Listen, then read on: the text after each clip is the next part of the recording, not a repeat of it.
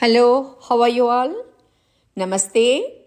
திருச்சிற்றம்பலம் தென்னாடுடைய சிவனே போற்றி எந்நாட்டவர்க்கும் இறைவா போற்றி. Now today we are proceeding with Nayanmars story 4 Appar Swami part 1. Last week we read that Sekidar Perumanar presented his Sirudondar Puranam in Chidambaram temple in front of King Anabhaya, great scholars, staunch devotees and normal simple people. Do you know how long he took for that? He wandered for a year collecting all the notes and informations he needed, and then he wrote this Sirudondar Puranam. He presented it for exactly 1 year. Even if anybody present for a year, is it possible for the listeners to sit and listen? That too, all had come from distant places to witness this wonderful event. The king had personally sent invitation to them all. So it was the king who arranged all their requirements to stay and listen for 1 whole year. He started his presentation on April 14th, 1139, the Tamil month of Chittirai, with the star of Tiruvadirai, and he completed it on 20th April of 1140 on the same Tamil month Chittirai with the same star of Tiruvadirai. The star is also known as Arudra. In this Tirutondar Puranam, Sekidar started with the history of Thiru ஞான Sambandar, but now we are going to proceed with Appar Swamigal. To know about Appar, we must first know about Ravana, the Lanka king. Once Ravana was flying very comfortably in his Pushpaka Vimana. Suddenly, a mountain blocked his path. That was Mount Kailash, where Shiva and Parvati reside. Many sages were living around the Kailash doing penance and chanting the name of God Shiva. Nandikeshwar is a bull, a loyal companion and loyal guardian deity of Kailash.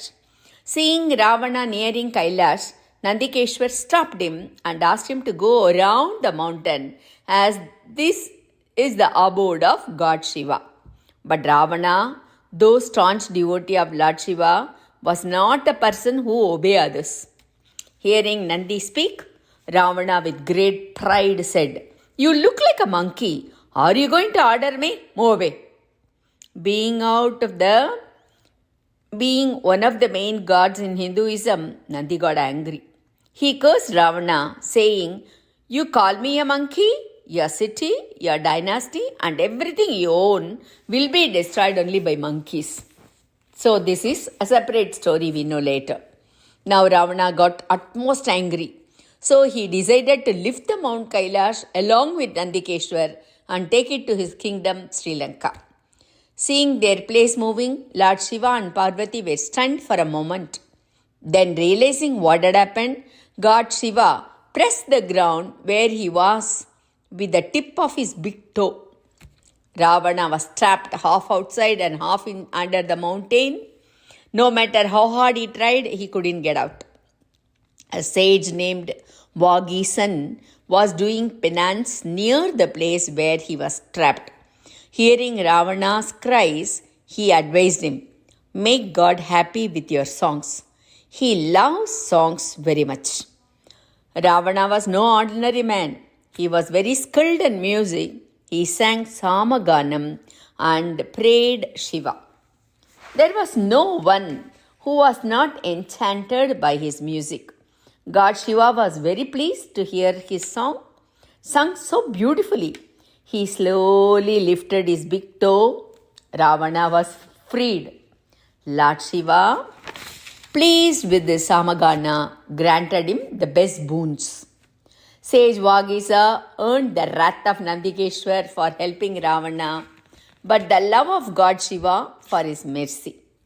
Therefore, God Shiva gave him the task of being born on earth and cultivating good qualities and devotion to God, everyone in the world.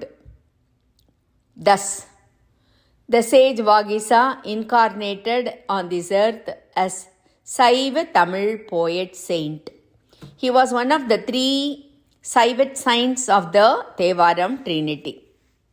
In the central region of Tirumunaipadi, in the district known today as Kadalur, there is a town called Tiruvamur. There, a man called Puhalar lived with his wife Madiniyar. They belonged to the Vellala community, that is, who is doing farming. They had a daughter named Tilakavadi. When Tilakavadi was about 3 years old, a baby boy was born on the day of Rohini Nakshatra, the month of Panguni, in the Tamil year Jaya Andu, that is 575 CE. The parents named the male child Marul Nikiyar. The elder sister and younger brother learned many devotional lessons and received excellent education. A naturally pious family with great love for God Shiva. When Tilakavadi was 12 years old, her wedding was fixed with Kali Pahayar, a commander of the king. Even before the wedding, the groom had gone to take part in a battle. In those days, a siege could last for years. He didn't return from the war for a long time. By then, the father, Puganar, fell ill and died. Sometimes women want to die after their husbands die. We don't know if that's right or wrong because they have children. We don't know what their thoughts were about leaving them and going with their husbands. But neither Kaikeyi, Sumitra, Kausalya nor Kunti died with their husband. So it could have been a personal decision. Madini Ammayar decided to go with her husband. Thus, Tilakavadi and Marul Nikiyar became orphans. While they were in this state of grief, another piece of news came thundering down on them. It was the news that Kali Pahayar had died a heroic death in battle. Even though the wedding never happened, they were too young to bear everyone's loss. Even though the wedding never happened, the wedding was fixed by her parents. She determined, no matter what, he was my husband. Just as my mother had decided to go with my father, I would also go with him. Her decisive decision greatly disturbed her brother Marul Niki. Why should I be the only one living in this world when everyone else is gone? He said firmly, I will live before you. After hearing her brother's decision, the sister's heart softened. So she resolved to live for her brother. They migrated from Tiruvamur, where they lived, to a nearby place called Tiruvadigai. There is a temple of Lord Shiva called Tiruveerattanam in Tiruvadigai. Tilakavadi lived a life of ascetic. She and her younger brother embarked on charitable works such as building water tanks, almhouses, we call it as Dharmasalai or Arachalai, where we give food. Setting up water pavilions, that is Tannir Pandal, and feeding the needy. God often tests the people He is about to take possession of. That testing is done so that the world may know their devotion. It seems that God has decided to play with Marul Nikiyar. Marul Niki was attracted to Jainism and sought education there. There was a place called Padalikapuram near his place, that is around 23 kilometers from where he lived. The main Jain monastery was in Pataliputra, that is to present day Patna. But this one is also Pataliputra or Patalipura, which is around 23 kilometers from Tiruvadigai. Now it is called as Tiruppadiri Puliyur.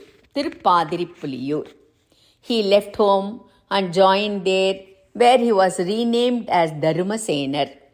He studied there at the age of 31. He started studying there at the age of 31, and after many years, he even became the head of that monastery. He was practicing Jainism from the age of 31 to 51.